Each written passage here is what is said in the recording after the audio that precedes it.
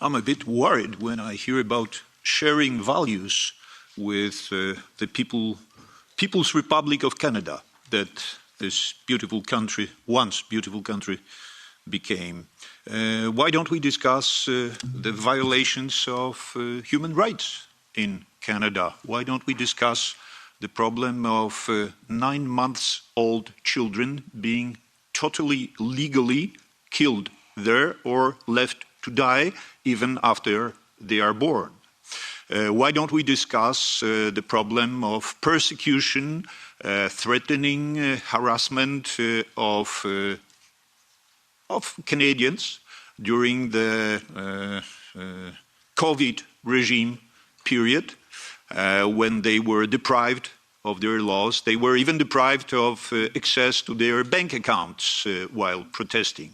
Where was democracy then? Where was European Union then? Obviously doing the same. Why don't we discuss the promotion of Ukrainian Nazi murderers as national heroes? One of them was produced and applauded at the Parliament in Ottawa during Mr. Zelensky's visit 3 years ago. A Nazi Ukrainian banderist butcher was applauded there. Why? Because the People's Republic of Canada is a homeland to so many of the people who keep this tradition as very dear to them. So let's discuss the problems of democracy and human rights in Canada. Thank you very much.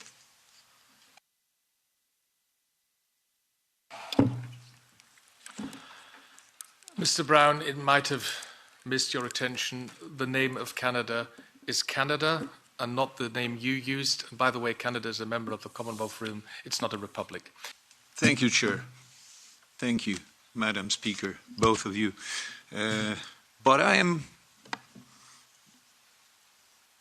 an older person. I was born way back in the second half of the 20th century, so forgive the association.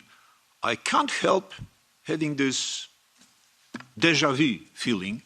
Your speeches resemble very much the Soviet era speeches, only where you say women, they would say working class rights.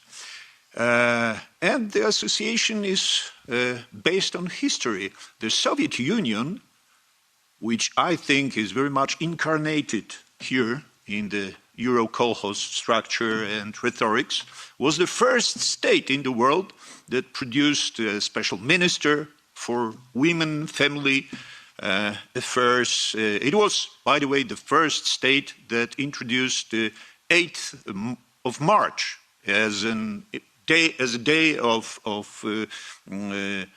celebrations of women. And it didn't help much. It didn't help much because it came together with legalizing abortion.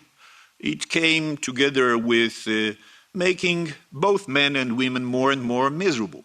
So this is exactly what is happening here. I hear you are very preoccupied with the situation of women in Ukraine. Why aren't you preoccupied with the situation of women in Gaza? Why aren't you interested in women trafficking from Ukraine? Children, obviously. Why aren't you speaking about probably not less than 25 million women, that is little girls, killed by so-called abortion yearly? Because all over the world it's over 50 million of such deadly, cruel procedures. Why don't you take care of these little girls if you really think that this is your obligation to transmit this superstition that politics can be gender or feminist or whatever? I think that politics can be decent or evil. It can be right or wrong. It can be civilized or barbaric. By the way, you're inviting barbarism to Europe. Each day in Germany, I hear there is at least one case of gang rape. And this is obviously the people that you are importing to Europe, giving similar speeches to the speech that you gave half an hour ago. So thank you very much. The European Union that you are presenting here is the incarnation of the Soviet Union and the Third Reich put together. Thank you very much.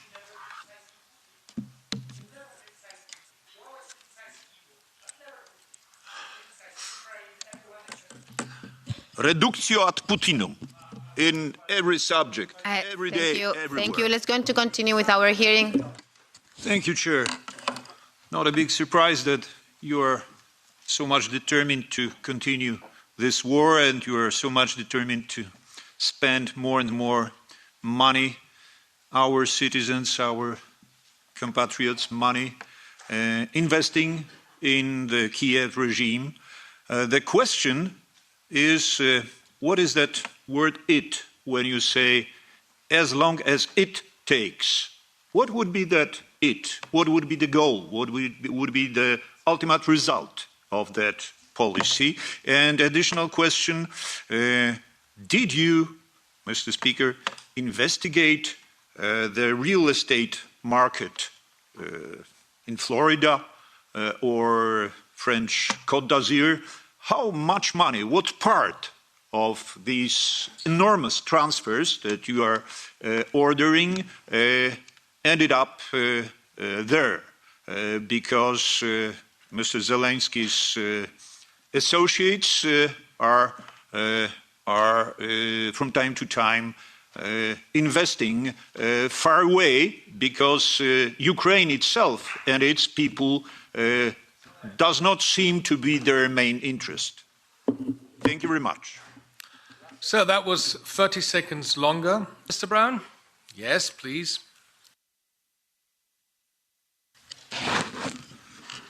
So the agenda for today is obviously very interesting, but since the election in Moldova is due next Sunday, why don't we discuss the problems of democracy in Moldova?